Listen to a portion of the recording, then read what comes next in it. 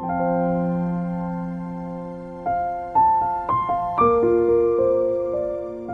day, brothers and sisters. What a wonderful Sunday it is. It is the Lord's Day. It is time once again to begin our time together with worship. But first of all, an exhortation from God's Word. Let's have a look at Luke chapter 18 and verses 15 to 17. And here's what the Bible says. Now they were bringing even infants to him that he might touch them. And when the disciples saw it, they rebuked them. But Jesus called them to him, saying, Let the children come to me, and do not hinder them, for to such belongs the kingdom of God. Truly, I say to you, whoever does not receive the kingdom of God like a child shall not enter it. You see, the scenario here was that there were a lot of people, obviously, who wanted to hear the Lord Jesus Christ preach. And some of the parents allowed their children to tag along because probably nobody was at home to take care of them. And you know how children are, most especially infants, when they want something, they could be crying aloud and they could be a serious distraction. And even toddlers can be a distraction because they walk around, play around, and they create so much noise. And the disciples, obviously they were well-meaning, wanted Jesus Christ to be able to preach in an environment whereby there would be no distractions. But what they did was something that the Lord Jesus Christ did not appreciate because they wanted to drive out the children, obviously together with the parents. But the Lord Jesus Christ surprised them by saying, Let the children come to me. And he used that moment to share a very important preaching point. And this is what he said, going back to it once again. It says, Let the children come to me, and do not hinder them, for to such belongs the kingdom of God. Truly I say to you, whoever does not receive the kingdom of God like a child shall not enter into it. There is one priceless quality of children that we need to emulate, that people who want to enter God's kingdom need to have. And what is that? Well, it's not childishness. It's not making noises or being a distraction. You know, one of the things that children have that is an outstanding quality is childlike faith. Not childishness, but childlike faith. There have been many occasions wherein I would actually ask my children to jump from a particular standpoint and to jump into my arms. And they would gladly do that without hesitation. And why would they do that? They would do that because they trust me. And this is exactly what the Lord is pointing out. If you want to become part of God's kingdom, if you want to be able to enter God's kingdom, you will not be able to enter it unless you have this childlike faith. And this childlike faith obviously is something that is not only required when we enter God's kingdom or for us to enter God's kingdom. This childlike faith is something that we must continue to have in our entire Christian existence here on earth. God requires that we have childlike faith. You know, sometimes I think many Christians have become overly sophisticated, such that Christianity becomes merely an intellectual thing. You know, if Jonathan Edwards were alive today, he would rebuke many of these so-called pseudo-intellectuals because they lack what he called as religious affection. And one of the best ways we can show our religious affection towards God, our gratitude towards God for our redemption, is by worshiping Him with all of our hearts. The Bible is very clear that our faith is not bereft of affection. The Lord himself said, "Thou shalt love the Lord thy God with all thy heart, mind, soul, and strength." In other words, our entire being, our entire, every fiber of our being must be consumed with so much passion in serving God, worshiping God, in loving Him. Our entire being must be involved. And again, that is how we are to operate and function in every aspect of our Christian lives, and that includes worshiping Him. And so today, as we worship the Lord, may we somehow imbibe this childlike faith. May we worship God, trust Him, and worship Him with this childlike faith. Shall we rise from our seats, brothers and sisters, and let's worship the Lord.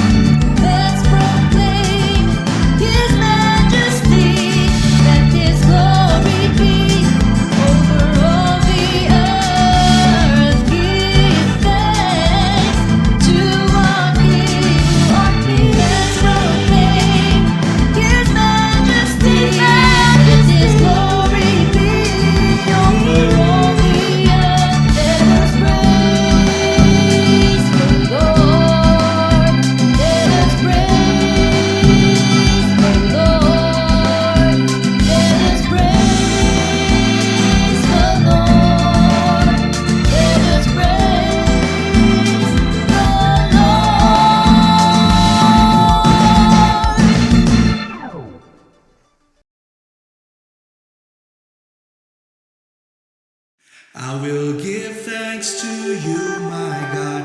I will exalt your holy name forever and ever. Every day I will bless you and extol your glorious name forever and ever. I will give thanks to you, my God. I will exalt your holy name forever and ever. Every day I will bless you and extol your glorious name forever and ever. Jesus, the Son of God, born to give us life anew. You came to earth for all to see. Truly God, truly Son of God. I will give thanks to you, my God. I will exalt your holy name forever and ever.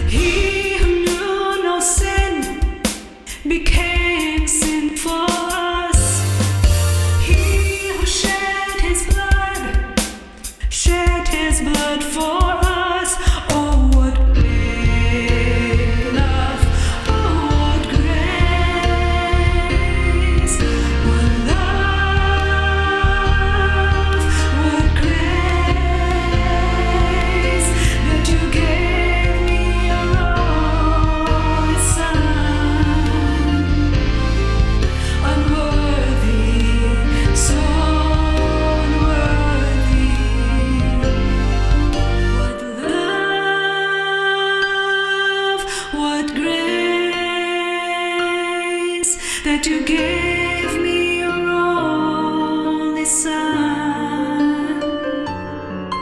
Unworthy, so unworthy, unworthy, so unworthy of your great love.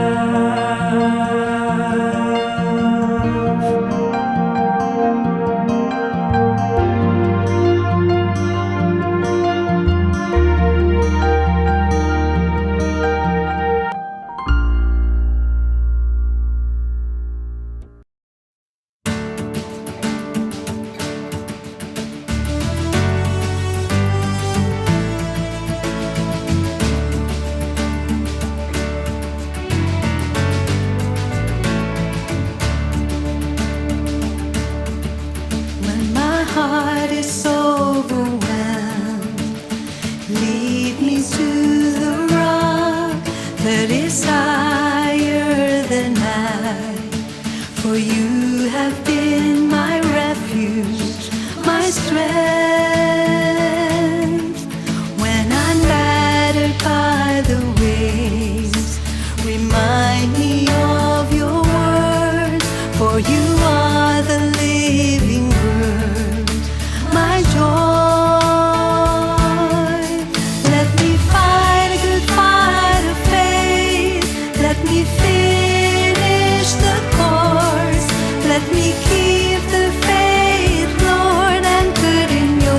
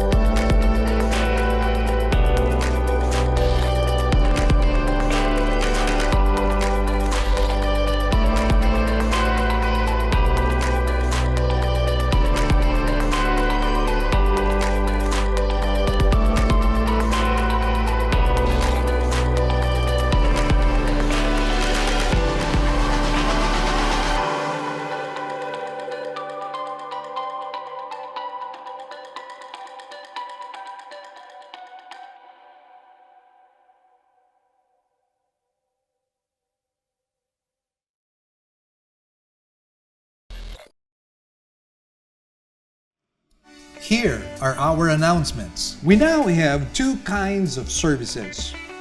We will still have our virtual services for majority of our members through our Facebook page, Living Word Christian Churches of Cebu International Incorporated, and our website, www.livingword.ph, and our YouTube channel to view our services. We enjoin you to watch the coverage of our service every Sunday at 9 o'clock in the morning. Our sermon can also be heard over DYFR FM 98.7 every Saturday and Sunday at 8 p.m. Good news, brothers and sisters, Enough is Enough is making a comeback in our church right now. And we are selling it again at 275 pesos here in our church. And you can get a copy right now and share it among your friends. Good news once again for those who want to grow in their understanding of scriptures. IBI, International Bible Institute, is once again offering some courses. And if you desire to join us in some of the courses that we have, which are pre-recorded, we would like you to make inquiries with the numbers that are flashed on the screen. Or better still, you can visit our IBI office for inquiries every Tuesdays, Thursdays, and Fridays. We'd also like to thank our partners and those of our members who have been consistently giving to partner with us in the work of the Lord. We'd like to share our giving channels to those who would like to partner with us in the work of the Lord. You can deposit your love offerings to the following banks. Banco de Oro. Account name is LWCCCII. The account number is 00100060800. We also have a BPI account. Account name is Living Word Christian Ministries Cebu Incorporated. Account number is 1021023481. Finally, we have RCBC. Account name is LWCCCII. Account number is 14520052886. You may also send your love offerings and donations online through our website. Go to www.livingword.ph and click Give, and then a dialog box comes out of it. Kindly click on your giving preferences. Thank you, and God bless.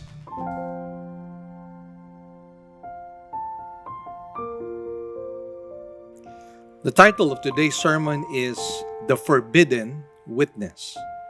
We will take our text from one verse, Matthew 7 verse 6. May I request everybody to please rise from their seats as we read God's holy word. Do not give what is holy to dogs, and do not throw your pearls before swine, or they will trample under their feet and turn and tear you to pieces. Shall we bow our heads in prayer at this time? Lord, once again, we thank you for your faithfulness towards us all throughout this pandemic crisis. We rejoice that you have preserved us, not only health-wise, but even in terms of our provisions, in terms of the many other things that you supply for whatever needs we might have. And so, Lord, we thank you. You are indeed a good, kind, compassionate, loving, faithful God. And Lord, you deserve the highest praise from us. And once again today, we pray that you might instruct us with your word. And we pray, dear Lord, that you might somehow push us into obedience as we yield ourselves to the prompting of the Holy Spirit.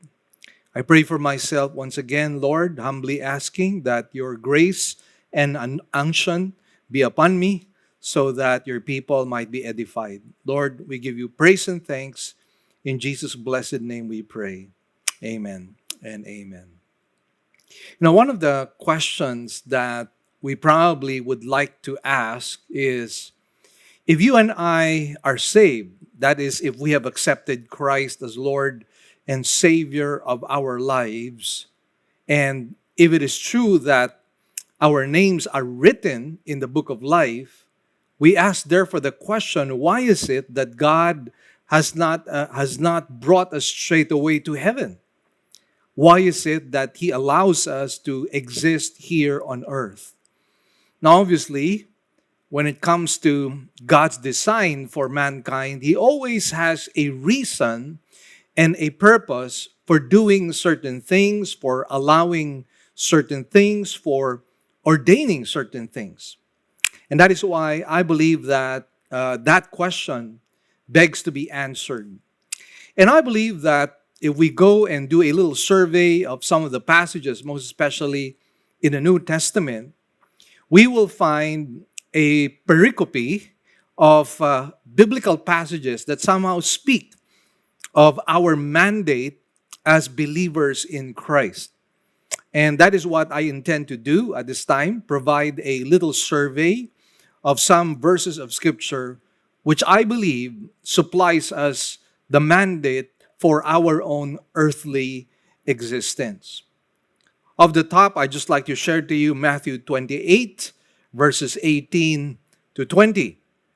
It says here, "And Jesus came up and spoke to them, saying, All authority has been given to me in heaven and on earth. Go therefore and make disciples of all the nations, baptizing them in the name of the Father and the Son and the Holy Spirit, teaching them to observe all that I commanded you, and lo, I am with you always, even to the end of the age." Now notice here, the imperative that is given to us is that we are to make disciples of all nations. And together with that is an instruction that we are to teach them all of God's commandments so that they may obey these commandments. Now, of course, we understand that the process that begins this disciple making has to do with evangelism, first of all. Because we cannot make disciples of unbelievers. We can only make disciples of those who happen to be believers in Christ. And so implied here is an instruction for us to bring in a harvest of souls, so that they can be saved and so that their names would be written in the book of life. Now, there are other passages that speak of the same thing. Look at Luke chapter 24, beginning at verse 45 all the way to verse 49. It says, "Then he opened their minds to understand the scriptures, and he said to them, Thus it is written, that the Christ would suffer and rise again from the dead the third day, and that repentance for forgiveness of sins would be proclaimed in his name to all the nations, beginning from Jerusalem. You are witnesses of these things, and behold, I am sending forth the promise of my Father upon you, but you are to stay in the city until you are clothed with power from on high." So notice we are commanded by the Lord to preach a message of repentance for forgiveness of sins. Obviously, again, this speaks about the gospel, a message of salvation that we are to spread all over the world. And that is why the Bible says that we have been called upon by God to be witnesses, to be people who proclaim His word and proclaim His truth. Now also, this is something that we find in Acts chapter 1, verse 8 as well. Notice it says, "But you will receive power when the Holy Spirit has come upon you, and shall be my witnesses both in Jerusalem and in all Judea and Samaria, and even to the remotest part of the earth." So once again, we have been called upon by God to be witnesses. And so we are to be gospel bearers. We are to be bearers of good news. And this news of salvation through faith and by grace is something that we must spread abroad. And there must be a sense of urgency in doing so.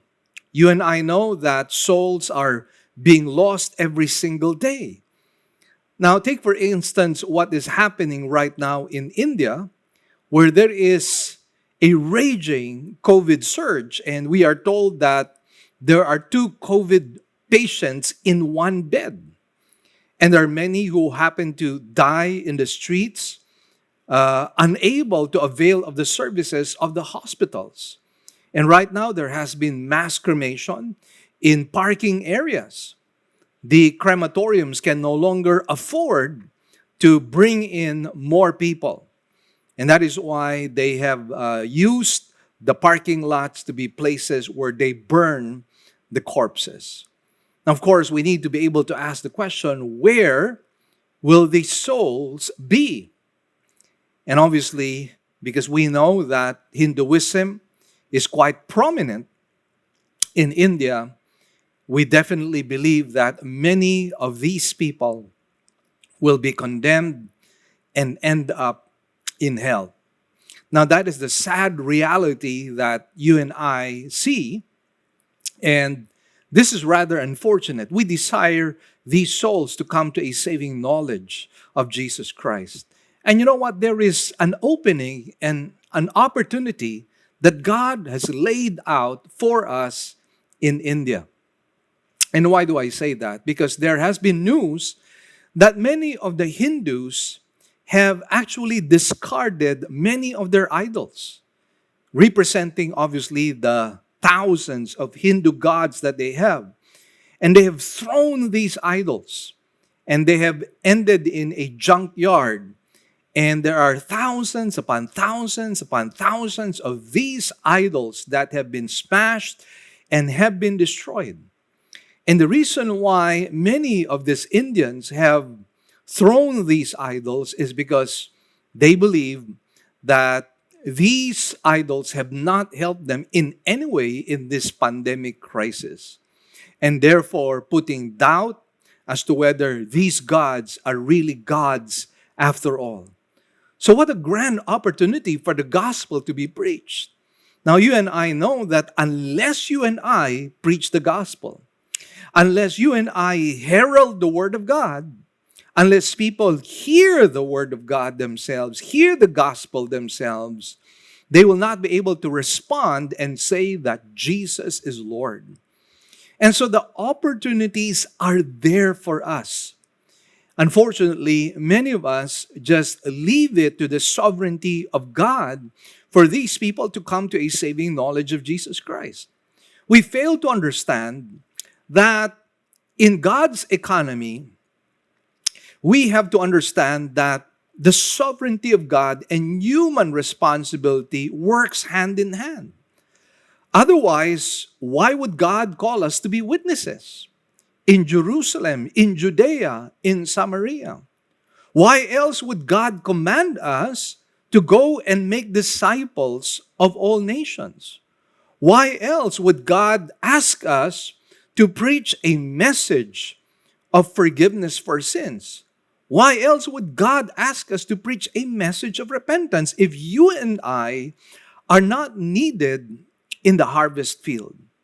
The Lord Jesus Christ himself even said that the harvest is ripe. The fields are white for harvest, he says. And he says, pray for the Lord of harvest to send more workers. And so very clearly, it is established that in the gospel work that God has laid aside for mankind, there is the sovereignty of God at play, and there is human participation at work as well.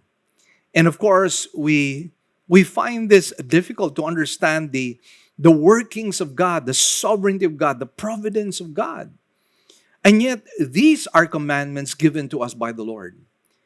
And so again, we are to simply trust the Lord that when we do our part, God's sovereignty will be at work as well.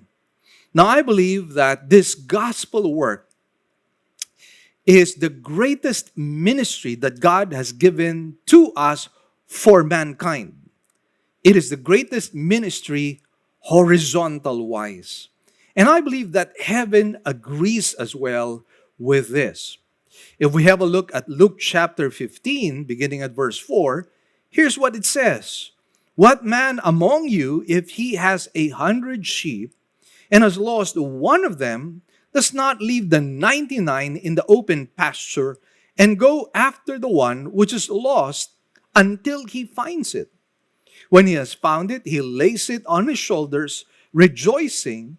And when he comes home, he calls together his friends and his neighbors, saying to them, rejoice with me, for I have found my sheep which was lost. I tell you that in the same way that there will be more joy in heaven over one sinner who repents than over 99 righteous persons who need no repentance. So very clearly, the context here speaks about evangelism.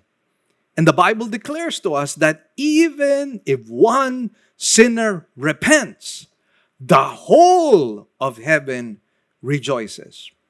That is how precious souls are to God.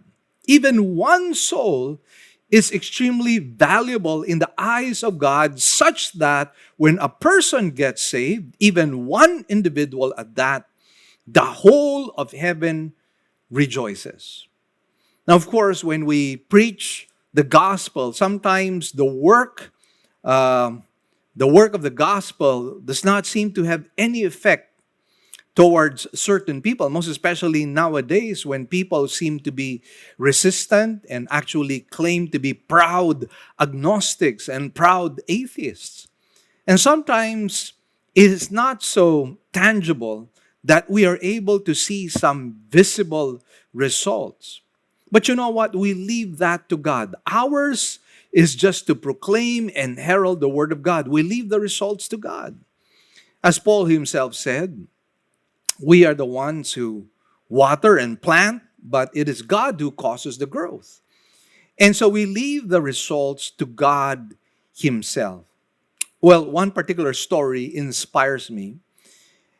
When I was still serving in ministry in Metro Manila, I happened to be a substitute teacher for a TV Christian program. That TV Christian program was called The Daily Bread. It was an early morning program. I think it came out at around 8 o'clock in the morning. And so there were times when the regular teacher would not be available, and so I would be asked to substitute for certain days and certain periods. And obviously, when you're out in, preaching the word of God through a TV camera, you are unable to know whether it has an effect on certain people, or even if people are watching. You're not even sure what the results would be. But one encouraging testimony is that one time I was in a particular church, and there was an old lady who approached me.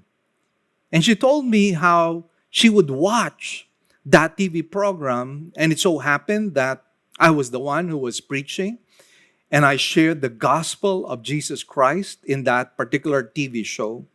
And she said at that particular time, she received Jesus Christ as her personal Lord and Savior. I tell you, I was on cloud 9 when that happened.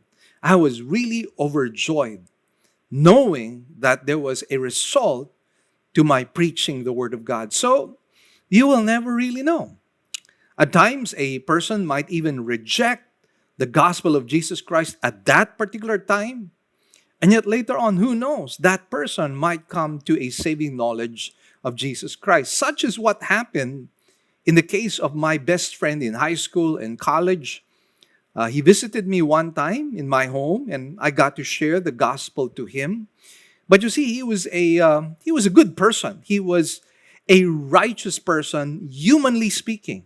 Of course, we know that in the eyes of God, there is no one who is really righteous. We are all sinners. We have all sinned and fallen short of the glory of God. However, this person was religious. He was good, at least from a human standpoint. And so he probably did not see any need for the gospel. But later on, to my great joy, he became a born-again Christian. And he is one of those people who happens to be my partner in the work of the gospel. And I'm so thankful for his life.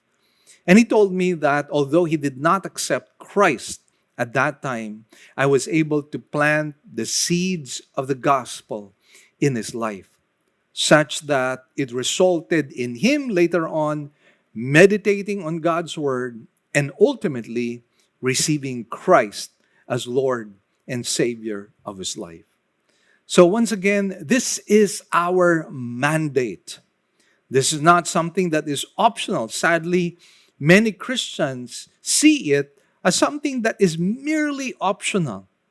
And that is why if you look and do a survey of many churches, you will find out that majority of the members do not really witness and share the gospel. In fact, in a survey that I discovered a few years ago, it stated that only about 10%, can you imagine? Only 10% of people herald or proclaim or share the gospel. Can you imagine that? Only 10% of the members actively sharing the word of God and the gospel. And that is why I plead with you to have a greater sense of urgency, most especially during these times. This is the reason why we have been sharing my books more than enough to as many people as possible, to government people, to military and police officers, and also to frontliners, doctors, nurses, health workers. We have been doing that for the desire that many people might hear the word of God or read the word of God, because in the books that I've made, Enough is Enough and More Than Enough, I've always included a chapter there that speaks about the gospel, the good news of salvation. And my hope and my desire is that as people read my book, they would come to a saving knowledge of Jesus Christ. This is my hope and my desire. And I'm so thankful to God that there are some members of our church and even other members of other churches, those who do not belong to the Living Word family but belong to the family of God. They've even sponsored some people with books so that we could distribute it to as many people as possible. And right now, we thank the Lord that we've probably given out at least 5,000 books already, including those obviously who bought books as well. And so again, a sense of urgency. Having said that, in the scriptures, you will find, however, a caveat. And in this caveat, we are told that there are certain types of people that we are not to witness to. We are forbidden to witness to them. And there are two gleanings that we will be looking at right now. And I have used applicational phrases so that immediately as I give you the outline, you would know exactly what we're supposed to do with this passage of Scripture. And so, first up, I'd like to give you the first major point, which is put on the brakes, which is found in chapter 7, verse 6a. And then the second major point is stop the crash in chapter 7, verse 6b. So let's begin our study and let's talk about put on the brakes in chapter 7, verse 6a. Now notice it says here, do not give. Now, in the pericope of passages that I gave to you will notice that we have been given by God a mandate to witness, a mandate to preach the gospel, a mandate to be ambassadors of Christ. And yet, interestingly, here we find a caveat that tells us, and in fact, this is a command. This is a command for us not to witness. Now, obviously, there is no contradiction here because the command not to witness refers to certain types of people. Now, how are these people called? Now, let's go back to the passage. It says, do not give what is holy to the dogs. Do not give what is holy to the dogs. And so we are forbidden, commanded by God, not to witness to the dogs. But first up, let's talk about what the word holy here means. I believe the word holy here really refers to the gospel of the kingdom. And why do I say that? Because that was the central message both of John the Baptist and the Lord Jesus Christ himself. When John the Baptist burst into the scene, preaching along the Jordan River in the desert, what was his message? Repent, for the kingdom of heaven is at hand. And then right after Jesus Christ was baptized by John the Baptist, and after the declaration of God the Father, this is my beloved Son in whom I am well pleased, the Lord Jesus Christ launches himself into public ministry. And once again, what was his central message? Repent, for the kingdom of heaven is at hand. So again, the holy here represents the gospel of the kingdom of heaven. Now, obviously, as I mentioned to you, the Lord Jesus Christ himself said that in the same way that the Father sent him, he is sending us as well. And he has given us this mandate of evangelism and discipleship. We are to preach the gospel to the ends of the earth. And yet, we are told that we are not to give it to those who are dogs. Now, the question, of course, is, who are these dogs? Well, these dogs happen to be people who reject the gospel of Jesus Christ, people who have hardened hearts. Now, why are we not to give it to them? Well, obviously, because the gospel of the kingdom is divine and it is sacred. It is not to be treated lightly, nor is it to be blasphemed. Unfortunately, for such people who have hardened hearts, people who are stubborn, people who are stiff-necked, people who could not be bent towards any other position, we cannot allow them to treat the gospel of God's word in such a manner that the holiness of God is offended. Let us remind ourselves that God himself, who is holy, and the things of God that are holy as well, should be treated with the utmost reverence. And we see so many examples in the Bible. One example would be in the case of Moses when he went up the mountain and saw this burning bush, which was really a manifest presence of God.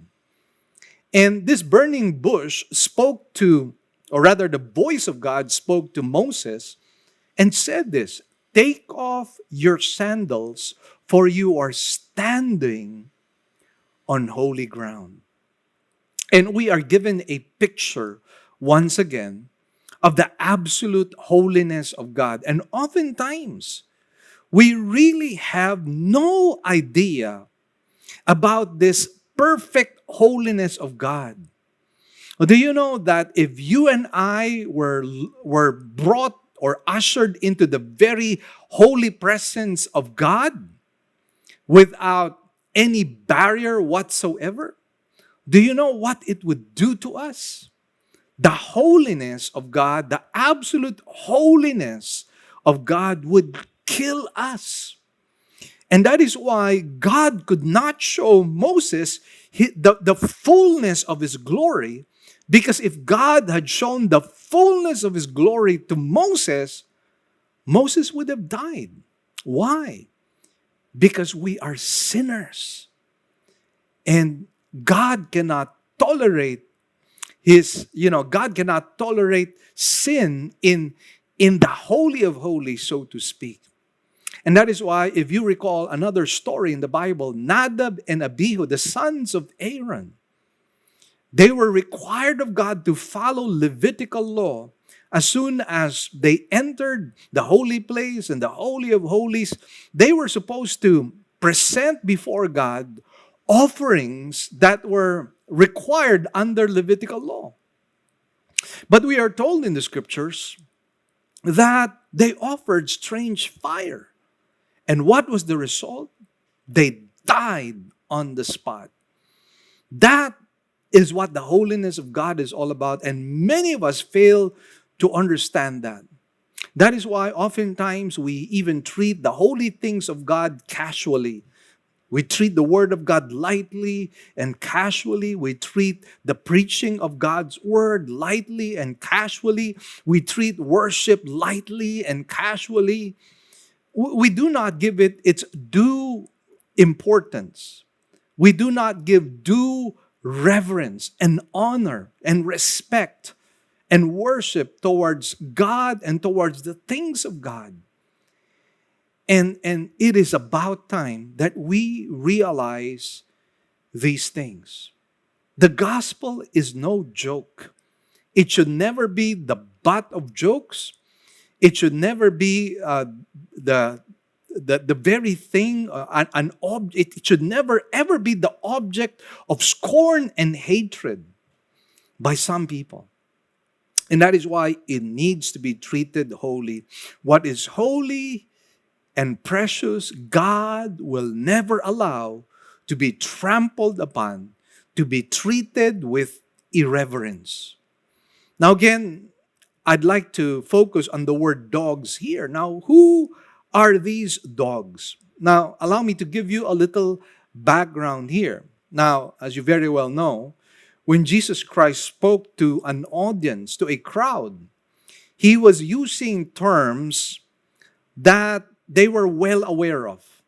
And that is why we find that the Lord Jesus Christ used objects that were familiar in the daily life of the Jew. And the purpose, obviously, is so that he might be understood.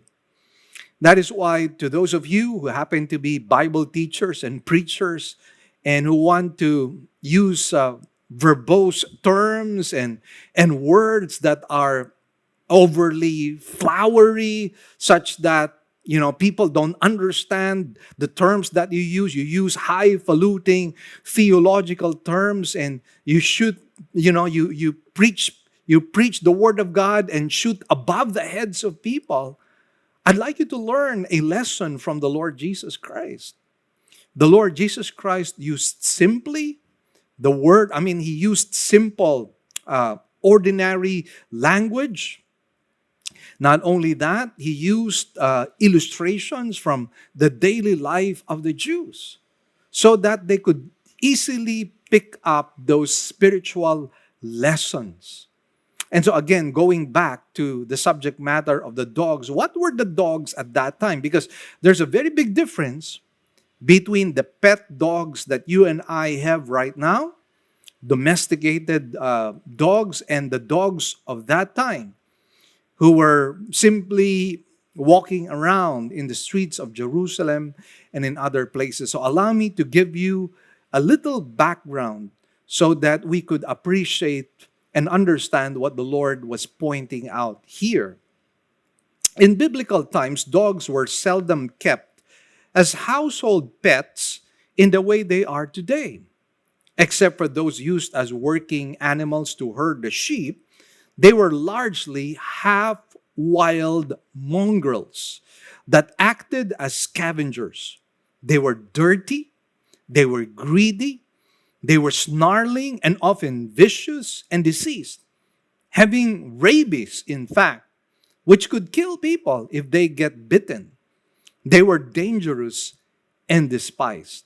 Now, obviously, the Lord Jesus was not talking about literal dogs here, but he was talking about a specific kind of people who were very much like these dogs. They were savage and snarling haters of truth and righteousness. And just like the scavenging dogs, they fed on garbage. They fed on philosophies of men, traditions of men, which were practically contradictory to what the Word of God had to say. They were into false ideologies and maybe even perverse things. I mean, today, some people engage in pornography, and perhaps this is the type of people that the Lord was speaking about. And then the Lord Jesus Christ also said here, and do not throw your pearls to swine. Now, again, what are we referring to here? Now, it seems like the Lord Jesus was not referring to two separate things, but he was simply using two illustrations of the same thing. And the pearls, again, here may be referring to none other than the gospel of the kingdom as well. Now, what are the characteristics of pearls? Pearls are the rarest and most valuable of jewels. They are the rarest and the most valuable of jewels. In fact, one oligarch in Mindanao made this his business, one of his major businesses. And for what reason? Because of the great profit that he is able to derive by having this rare and precious jewel. And that's what the Word of God is. That's what the gospel of the kingdom is. It is rare. It is extremely valuable. Now, why do we say that it is the rarest and the most valuable?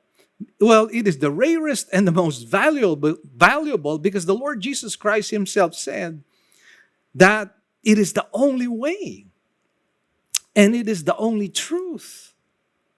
There is exclusivity when it comes to the person of Jesus Christ and the gospel that he preaches. And therefore, it is extremely valuable. And again, only those who genuinely seek it will find it. Now, just like pearls, no body of knowledge can compare with the gospel. And why do I say that? Why do I say that no body of philosophy or ideology can match the gospel of the kingdom? Because the gospel of the kingdom is God's mind. It is God's mind spoken in human language. And therefore, there is no comparison between the gospel of truth and other philosophies and ideologies and traditions. And that is why it is very precious. It cannot be treated lightly. You cannot throw your pearls before swine. Allow me to give you a little background of swine, because we're not talking about literal swine here. But again, Jesus was using the swine as an illustration of certain types of people. So allow me to give you a little background once again. Swine were considered by Jews to be the epitome of uncleanness. That is the reason Antiochus Epiphanes, a sacrifice of a pig on the Jewish altar, enforcing the priest to eat it, was such an absolute abomination and touched off the Maccabean revolt against Greece in 168 BC.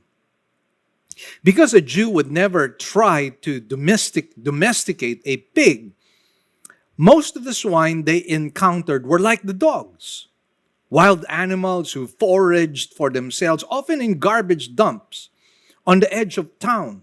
Like the scavenging dogs, those swine were greedy, vicious, and even filthy, even by ordinary pig standards.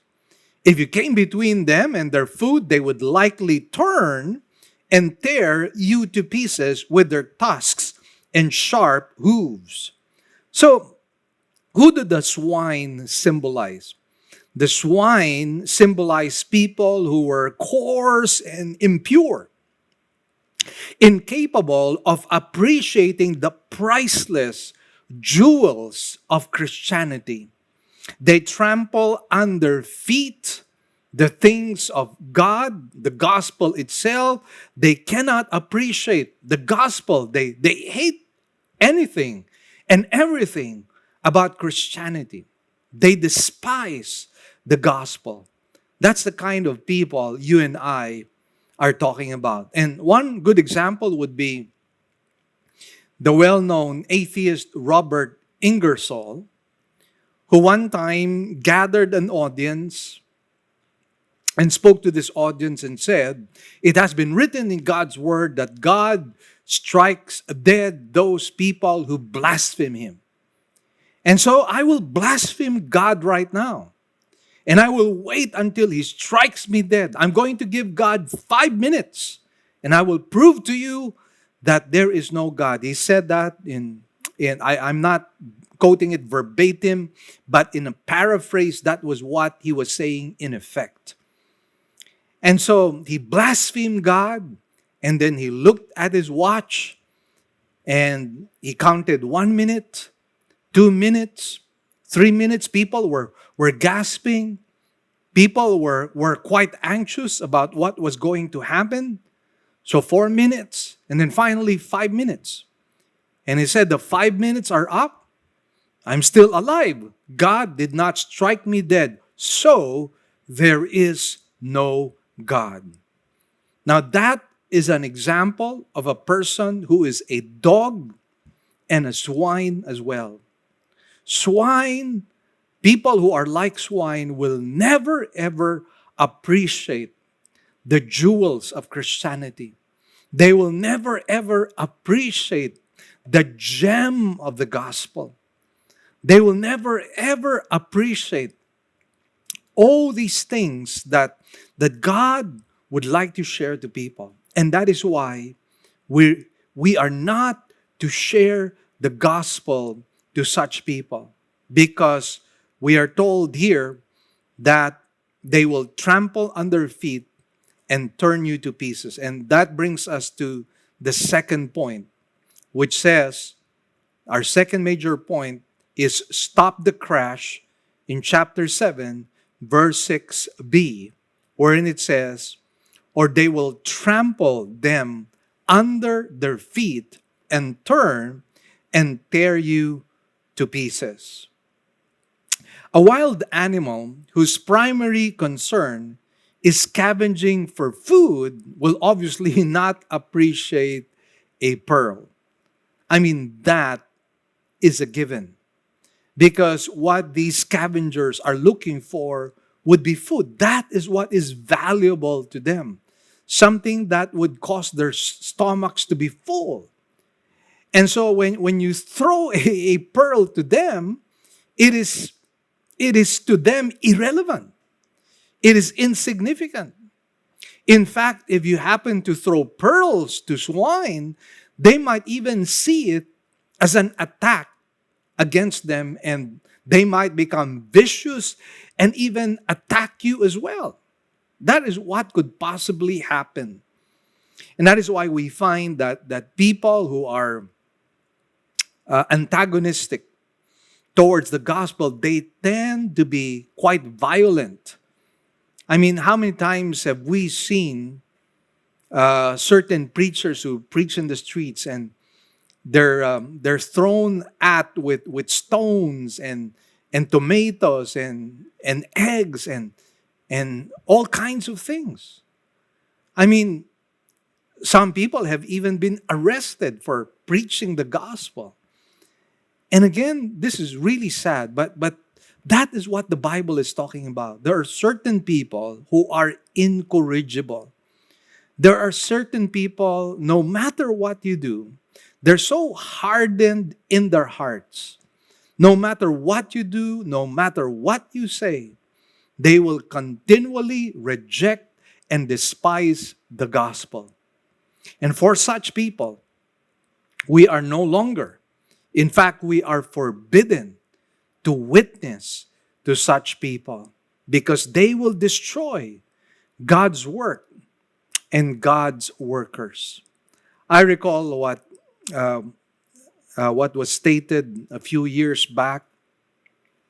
There's this example of Voltaire, the noted 18th century French philosopher, who said that it took centuries to build up Christianity.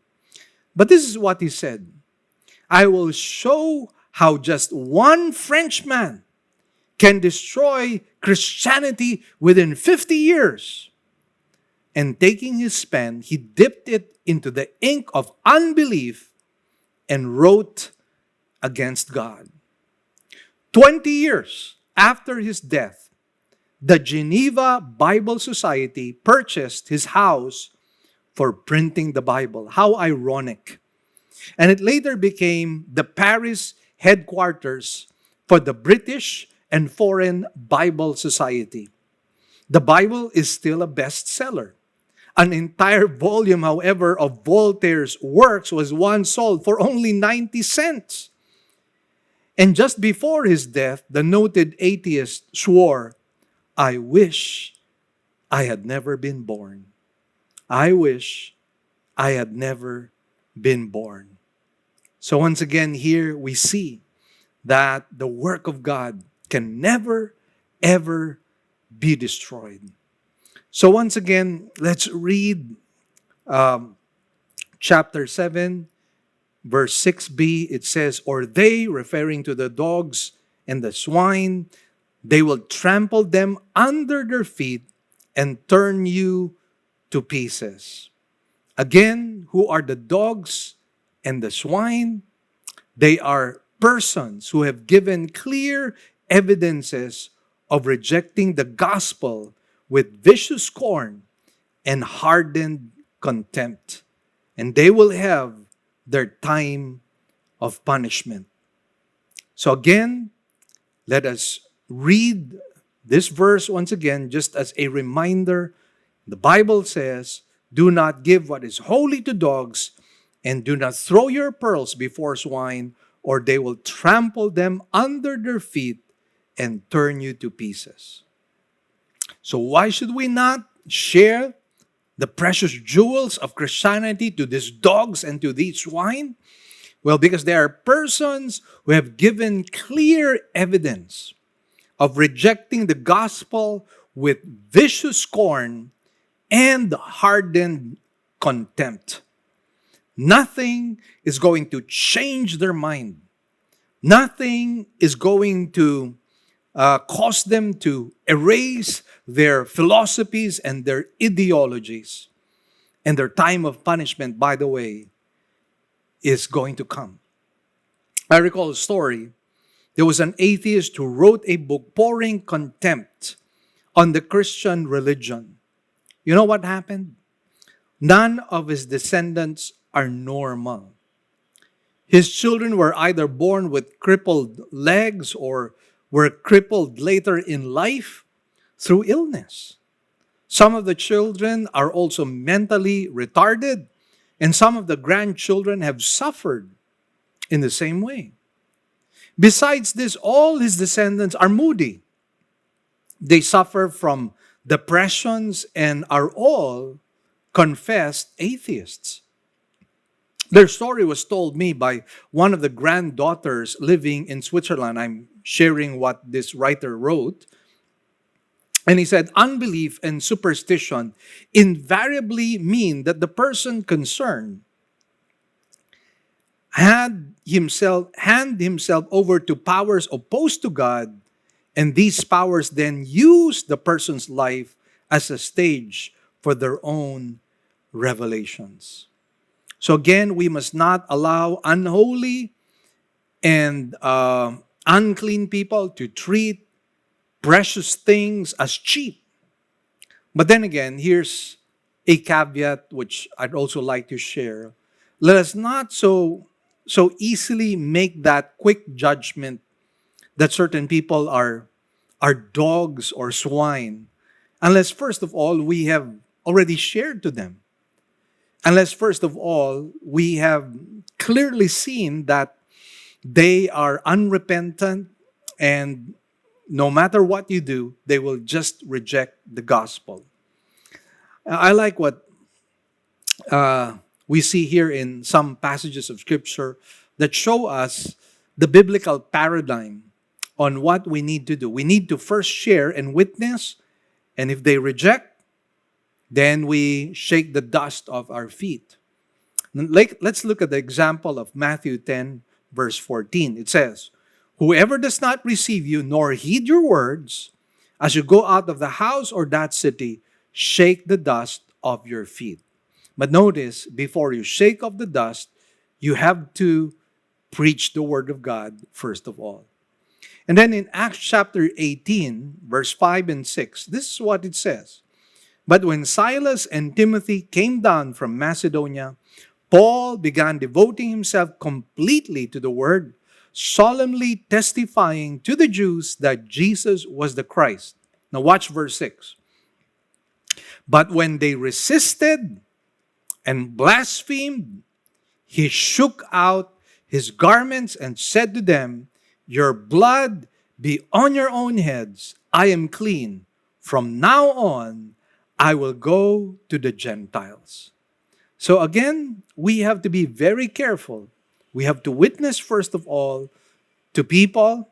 We have to be very careful in considering people as dogs and swine right away. This might be surprising.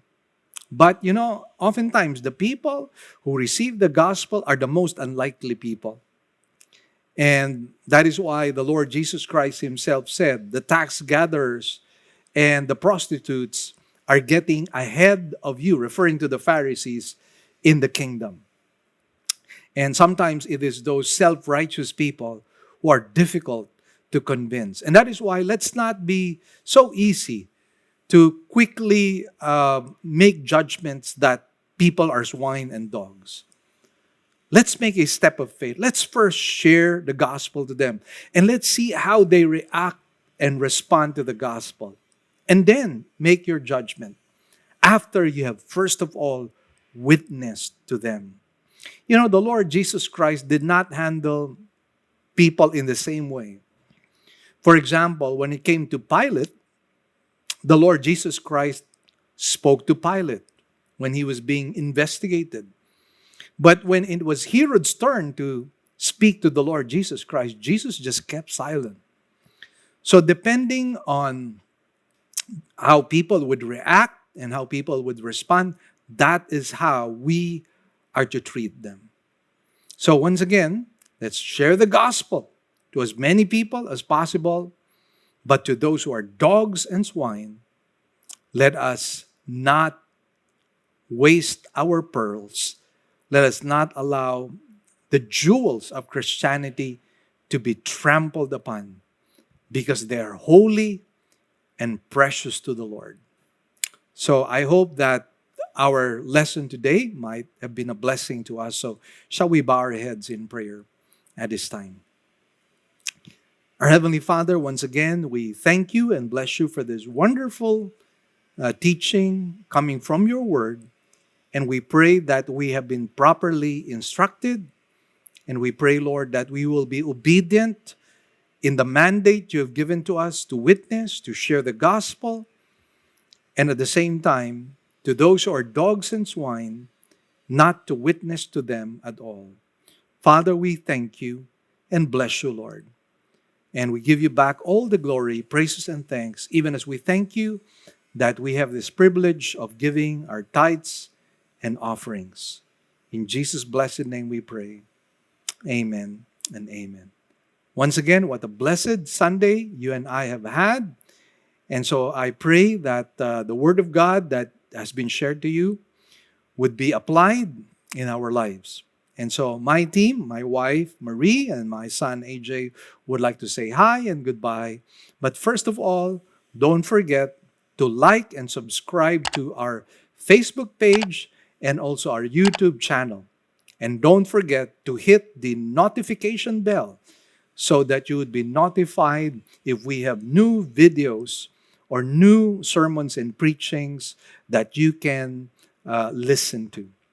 So once again, God bless you all, and please stay tuned with us because we still have a few reminders. God bless you all.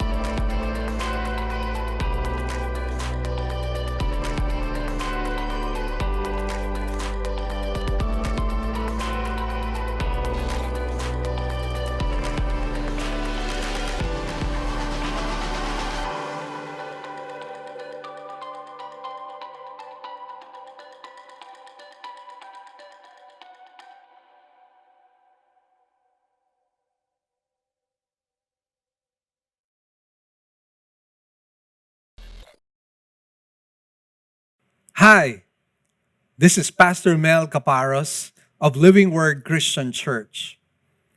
One of the things that I've really been very thankful of, most especially in the past 3 or 4 years, is being part of OMF Lit as an author. OMF Lit is a mighty instrument that God has used to bless not only our own nation, but likewise other nations as well.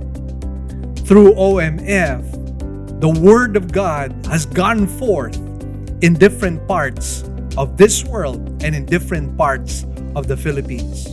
People have been edified, people have been encouraged, people have been inspired by the many books that OMF Lit has produced and likewise distributed. And I happen to be one of those people whom God has used through OMF Lit to be a blessing to many people, not only here in our country, but even abroad. And through OMF, I was able to write 2 books. One is this book, Enough is Enough, my very first book under OMF Lit. And this book talks about contentment. And this is a book I believe that a lot of people need to be able to read through. Why? Because many of us have many problems, and some of us have not realized that the problems that we have come about because of greed, because of envy, because of discontent. And somehow, this book will help you navigate through your spiritual life and your journey so that it can guide you, help you, instruct you on how to be content. You know, there's nothing like a contented life. There is just a stillness and a calmness that you and I will have when you and I are content. We rest in God, we rest in Him, because we know He is all-wise and all-loving. A second book that OMF Lit has distributed and produced, of course, for me is this book, More Than Enough. It talks about how to overcome our own trials. And you know, this 2020 And even this 2021 has been filled with so many trials. I mean, it's not just the pandemic crisis. There is unemployment. There's losing our own jobs. There's also the case of losing our social, life because of the thing that has caused us to distance ourselves with each other. And so it has resulted in not only death because of the pandemic crisis. There's some people who committed suicide. There's some people who have done things that they now regret. And again, we need to be able to overcome our trials. This book, More Than Enough, will help you navigate through the trials of life. So please do not forget, enough is enough and more than enough. Thank you, OMF. You are such a blessing to us.